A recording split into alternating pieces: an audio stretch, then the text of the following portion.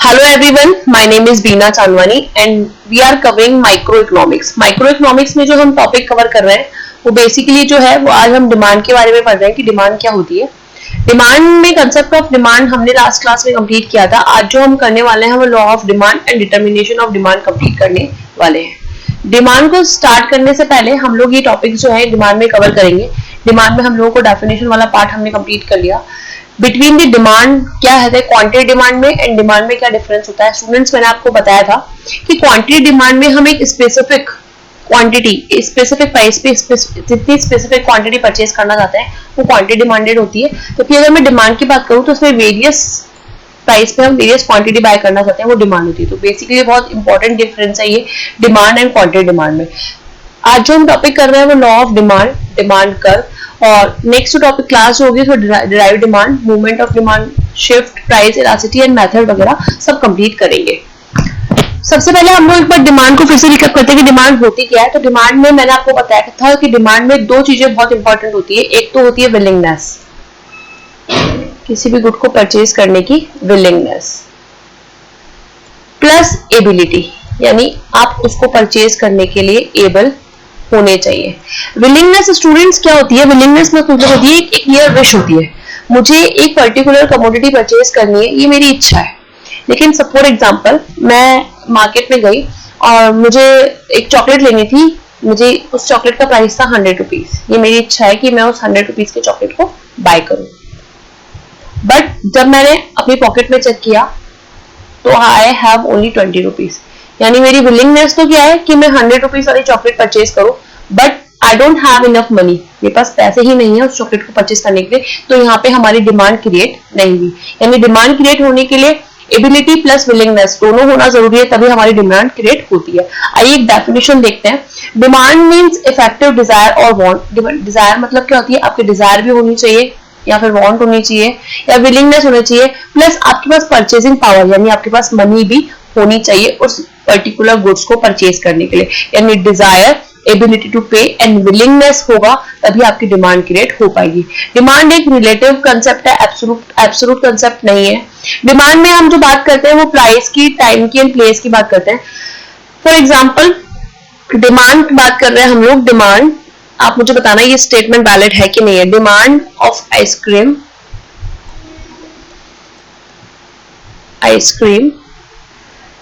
is 10 packets. यानी क्या बात करी मैंने कि डिमांड है 10 पैकेट्स की, 10 पैकेट्स की डिमांड है आइसक्रीम की। क्या यहाँ पे टाइम मेंशन है? क्या यहाँ पे अमाउंट मेंशन है? जब टाइम और अमाउंट दोनों ही मेंशन नहीं है तो ये क्या डिमांड होगी? नहीं। अगर मैं यहाँ पे मेंशन कर दूं कि पर आइसक्रीम कितने रुपीस की है, 50 रुपीस की है, और बात कर रहे हैं हम समर की, तो ये स्टेटमेंट वैलिड हुआ ना कि demand of ice cream is 10 packets, ₹50 each in summer. तो ये स्टेटमेंट क्या होता है? वैलिड होता है। नेक्स्ट जो है हम लोग डिमांड शेड्यूल की बात करते हैं। Demand schedule is a tabular representation. मैंने आपको बताया था जब भी किसी चीज को ऐसे टेबल की फॉर्मेट में प्रेजेंट करते हैं उसको हम शेड्यूल बोलते हैं। डिमांड शेड्यूल क्या होता है? A demand schedule represents showing different quantity of a commodity that would be demanded and different price। यानी हम different quantity, different price पे परचेज करते हैं। ये आपका शेड्यूल होता है जिसको हम टेबुलर फॉर्म में प्रेजेंट करते हैं। सबसे पहले इसका फर्स्ट टाइप है इंडिविजुअल। इंडिविजुअल क्या होता है? इंडिविजुअल मतलब एक कंज्यूमर, एक सिंगल कंज्यूमर की बात कर रहे हैं। एक सिंगल कंज्यूमर कितने प्राइस पे कितनी क्वांटिटी बाय करना चाहता है, ये हमारा इंडिविजुअल डिमांड शेड्यूल होता है। फॉर एग्जांपल प्राइस है 1 रुपीज तो कंज्यूमर 50 क्वांटिटी बाय कर रहा है। प्राइस है 2 रुपीज तो कंज्यूमर जो है 40 क्वांटिटी बाय कर रहा है। प्राइस है 3 तो ये 30 क्वांटिटी बाय कर रहा है एंड प्राइस है 4 तो ये 20 क्वांटिटी बाय कर रहा है। तो ये आपके इंडिविजुअल डिमांड शेड्यूल होता है। जब हम किसी प्राइस एंड क्वांटिटी को एक टेबुलर फॉर्म में प्रेजेंट करते हैं तो वो हमारा शेड्यूल होता है। आपने यहाँ पे देखा कि प्राइस गुड्स के इंक्रीज हो रहे हैं, प्राइस क्या हो रहे हैं? गुड्स के इंक्रीज हो रहे हैं। जबकि इसके वाइस वर्सा देखूं मैं तो क्वांटिटी क्या हो रही है? डिक्रीज हो रही है। ये लॉ ऑफ डिमांड होता है कि प्राइस एंड क्वांटिटी के बीच में एक नेगेटिव रिलेशनशिप होता है। अगर किसी गुड्स के प्राइस इंक्रीज होते हैं तो हम उसकी कम क्वांटिटी बाय करते हैं। ये इंडिविजुअल डिमांड शेड्यूल है। मार्केट डिमांड शेड्यूल में क्या होता है कि इसमें टेबुलर तो वैसे ही बनती है, लेकिन इसमें सिंगल कंज्यूमर ना आके बहुत सारे कंज्यूमर आ सकते हैं, A B C D E, और उन सबका टोटल करना है हमें, इसे हम मार्केट शेड्यूल बोलेंगे। For example 50 plus 45 plus 40 equals to 135। यहाँ पे हमें क्वांटिटी का एडिशन करना है। तो जब बहुत सारे कंज्यूमर मिल जाते हैं, जब बहुत सारे कंज्यूमर को मिलकर हम एक टेबल में फॉर्म में प्रेजेंट करते हैं, उसको मार्केट डिमांड शेड्यूल बोलते हैं। और जब हम सिंगल की बात करते हैं उसको हम इंडिविजुअल बोलते हैं। शेड्यूल क्या है? एक टेबल की फॉर्म में प्रेजेंट करना ही मार्केट डिमांड शेड्यूल होता है। और इंडिविजुअल में एक सिंगल कंज्यूमर आता है, जबकि मार्केट में एक से ज्यादा कंज्यूमर आते हैं। नेक्स्ट हम कर्व की बात कर रहे हैं। कर्व क्या है? एक ग्राफिकल रिप्रेजेंटेशन है। जैसे शेड्यूल एक टेबुलर रिप्रेजेंटेशन है, ऐसे कर्व क्या है? एक ग्राफिकल रिप्रेजेंटेशन है। इसमें हम ए गुड्स की बात करते हैं। जब प्राइस 6 था तो हमने 0 क्वांटिटी बाय करी। जब प्राइस 5 हो गया तो हमने 10 क्वांटिटी बाय करी। इससे क्या होता है कि जब किसी गुड्स के प्राइस डिक्रीज होते हैं तो हम ज्यादा क्वांटिटी बाय करते हैं। जब किसी गुड्स के प्राइस डिक्रीज होते हैं तो हम ज्यादा क्वांटिटी बाय करते हैं। मैं आपको बताना चाहती हूँ, ये हमारा वाई एक्सिस है और ये हमारा एक्स एक्सिस है। वाई एक्सिस पे हमने प्राइस पुट किया और एक्स एक्सिस पे हमने क्वांटिटी पुट की। वाई एक्सिस में क्या होता है स्टूडेंट, मैंने आपको बताया था लास्ट क्लास में कि वाई एक्सिस क्या है? प्राइस हमारा एक इंडिपेंडेंट वेरिएबल है। इंडिपेंडेंट वेरिएबल मींस क्या होता है? यानी प्राइस के इंक्रीज डिक्रीज होने से क्वांटिटी पे इफेक्ट पड़ता है, क्वांटिटी का इफेक्ट नहीं पड़ता। इसलिए प्राइस क्या है? एक इंडिपेंडेंट वेरिएबल है और क्वांटिटी जो है वो प्राइस पे डिपेंडेंट है, इसलिए डिपेंडेंट वेरिएबल है। और हमेशा डिमांड कर्व बनाने के लिए वाई एक्सिस पे हमेशा इंडिपेंडेंट वेरिएबल आते हैं और एक्स एक्सिस पे हमेशा डिपेंडेंट वेरिएबल्स आते हैं। ये तो हमारे इंडिविजुअल डिमांड कर्व की बात है। अगर हम चाहें तो मार्केट डिमांड कर्व में दोनों का ऐड करके भी हम मार्केट डिमांड कर्व बनाते हैं। जब हमें मार्केट डिमांड कर्व बनाना पड़ेगा तो हमें प्राइस तो ये लेना पड़ेगा और मार्केट शेड्यूल में ये वाला अमाउंट क्वांटिटी में पुट करना होगा। और चाहे तो सिंगल भी बना सकते हो, चाहे तो अलग अलग भी शो कर सकते, सिंगल भी शो कर सकते हो, चाहे तो हम एक साथ भी शो कर सकते हैं। तो कर्व है, कर्व एक जस्ट ग्राफिकल रिप्रेजेंटेशन जिसमें हम प्राइस एंड क्वांटिटी को पुट करके एक रिलेशनशिप शो करते हैं। आज का जो मेन कंसेप्ट है वो है law of demand. Law of demand को फर्स्ट परचेज ऑफ लॉ भी कहते हैं। फर्स्ट परचेज ऑफ लॉ भी कहते हैं। ये law of demand given by the Alfred Marshall. Alfred Marshall says that the demand for a goods refers to the relation between the price of a good and the quantity of the good। यानी law of demand relationship बताता है किसमें? Price and quantity of goods में।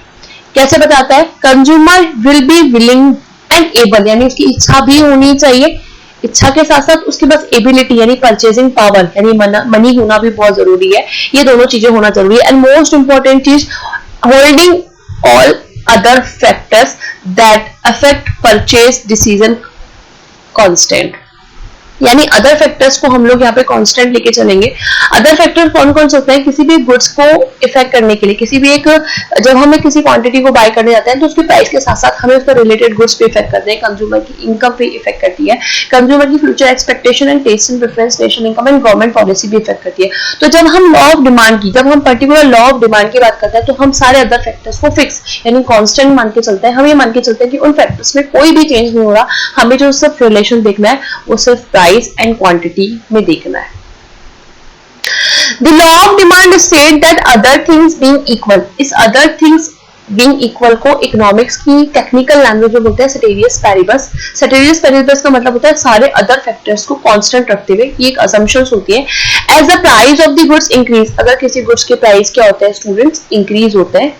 अगर किसी goods के price increase होते हैं, the quantity demanded of that could decrease, यानी क्वांटिटी डिमांडेड क्या होती है? डिक्रीज होती है। इट मींस इनके बीच में एक नेगेटिव रिलेशनशिप होता है। मैं आपको बताती हूँ कैसे हम कर्व में एक नेगेटिव रिलेशनशिप देखते हैं। जब दोनों अपोजिट डायरेक्शन जाते हैं, यहाँ पे प्राइस इंक्रीज हो रहा है, क्वांटिटी डिक्रीज हो रही है, तो इनके बीच में एक नेगेटिव रिलेशन है। अगर सपोज अगर हम लेके चले कि अगर प्राइस भी इंक्रीज हो रहा है एंड क्वांटिटी भी इंक्रीज हो रही है तो ये पॉजिटिव रिलेशन है। दोनों सेम डायरेक्शन में इंक्रीज हो रहे हैं तो वो इंक्रीज होता है। जब दोनों अपोजिट डायरेक्शन में जा रहे हैं तो वो इनवर्स यानी एक नेगेटिव रिलेशनशिप होता है।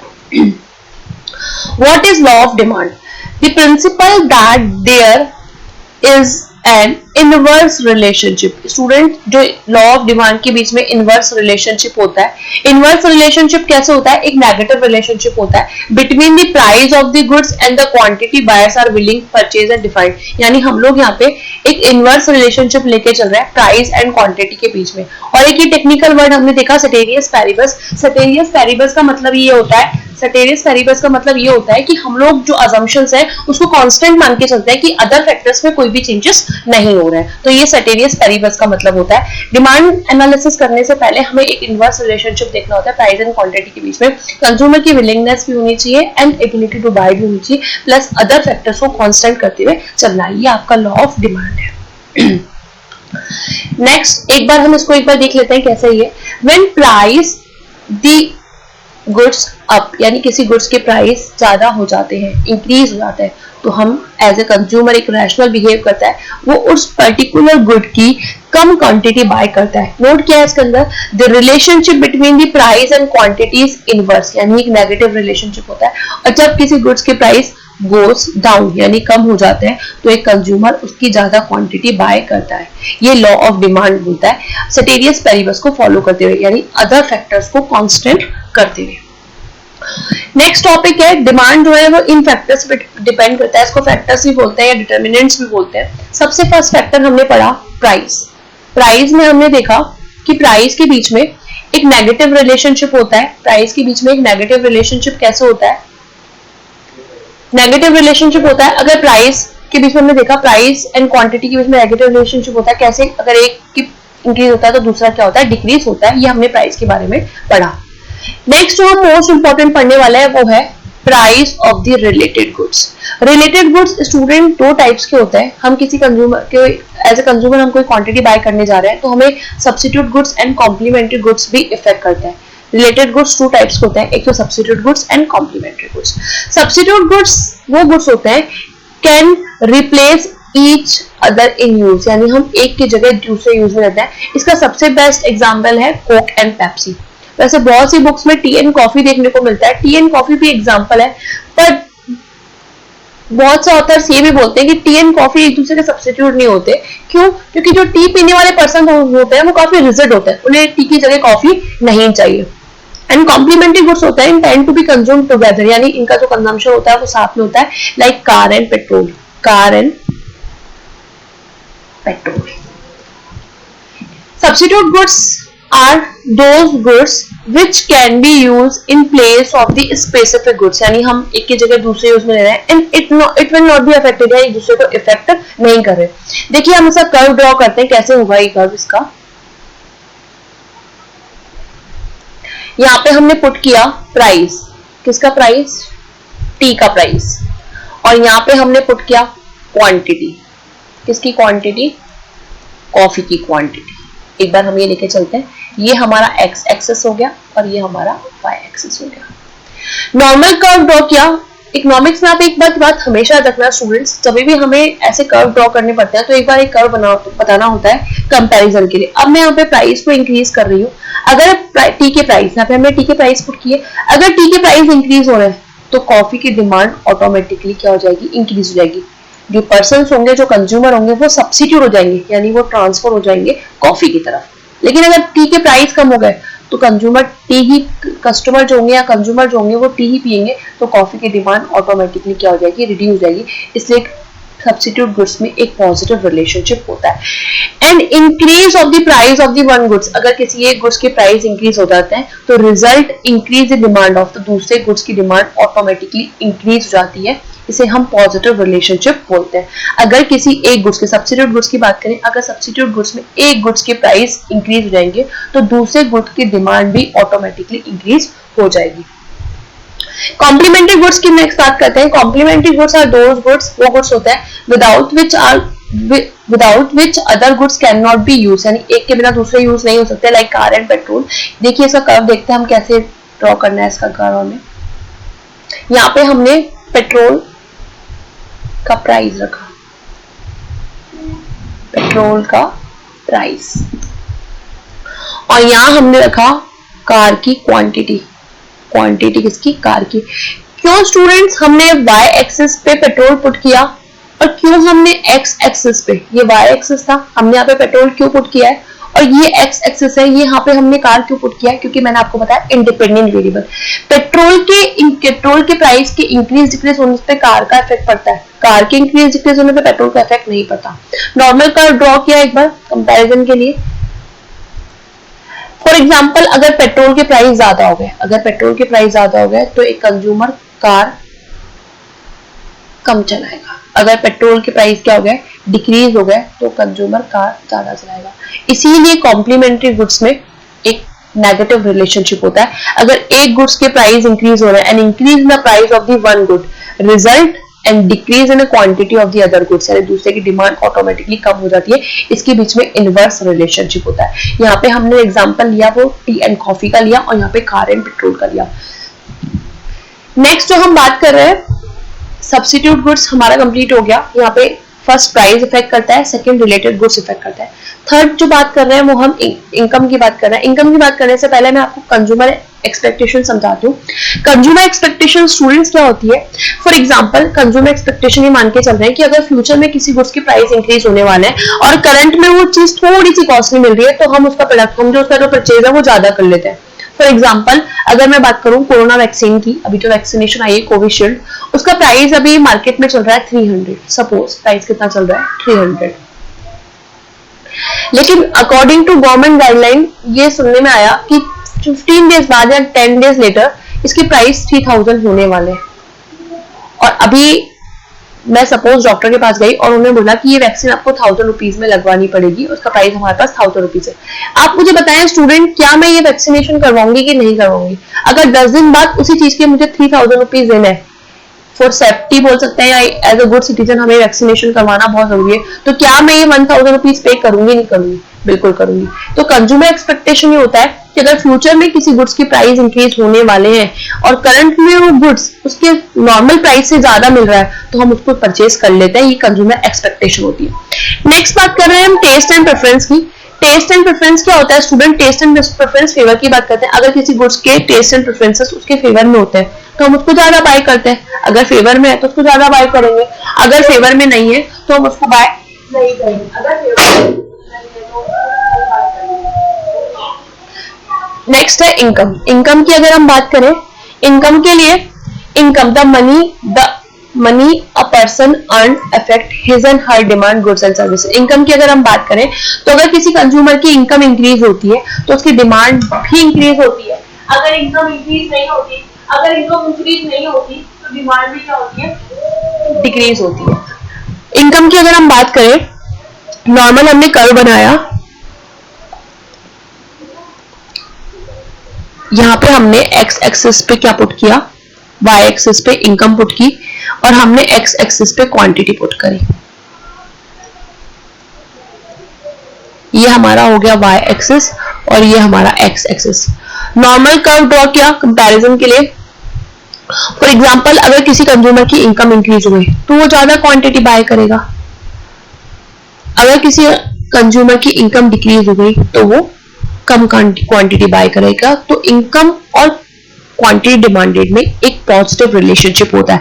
The money a person earn effect his and her demand for goods and services when income is raise, यानी इनकम क्या होती है आपकी? इंक्रीज हो जाती है, then demand will also increase. और इनकम डिक्रीज, अगर किसी कंज्यूमर की इनकम डिक्रीज हो रही है तो क्वांटिटी डिमांडेड भी क्या हो जाएगी? डिक्रीज हो जाएगी। इनकम में दो गुड्स को हम कंसीडर करते हैं, नॉर्मल गुड्स को एंड इंफीरियर गुड्स को। नॉर्मल गुड्स वो गुड्स होते हैं जो हम लोग goods whose demand rise when consumer income is rise, यानी हमारे अगर गुड्स वो गुड्स होते हैं, नॉर्मल कुछ भी ले सकते हैं, हम बटर ले सकते हैं, मिल्क ले सकते हैं, कुछ भी ले सकते हैं। अगर किसी गुड्स की इनकम इंक्रीज, किसी कंज्यूमर की इनकम इंक्रीज हो रही है तो नॉर्मल गुड्स भी क्या होता है? इंक्रीज हो जाता है। अगर किसी कंज्यूमर की इनकम डिक्रीज हो रही है तो नॉर्मल गुड्स भी क्या होता है? डिक्रीज हो जाता है। तो पॉजिटिव रिलेशनशिप होता है, डायरेक्ट रिलेशनशिप होता है। आइए हम कर्व देखते हैं, इसका कर्व कैसे ड्रॉ करेंगे। इकोनॉमिक्स में हर चीज को हम कर्व से ड्रॉ करेंगे ताकि ये थोड़ा इजी हो जाए हमारे लिए अंडरस्टैंडिंग के लिए। यहाँ पे हमने पुट की इनकम, यहाँ पे हमने पुट किया नॉर्मल गुड्स या quantity of normal goods. Normal curve draw किया एक बार कंपैरिजन के लिए। अगर किसी की इनकम की, अगर किसी कंज्यूमर की इनकम इंक्रीज हो गई तो नॉर्मल गुड्स भी क्या हो जाएंगे? इंक्रीज हो जाएंगे। अगर किसी कंज्यूमर की इनकम डिक्रीज हो गई तो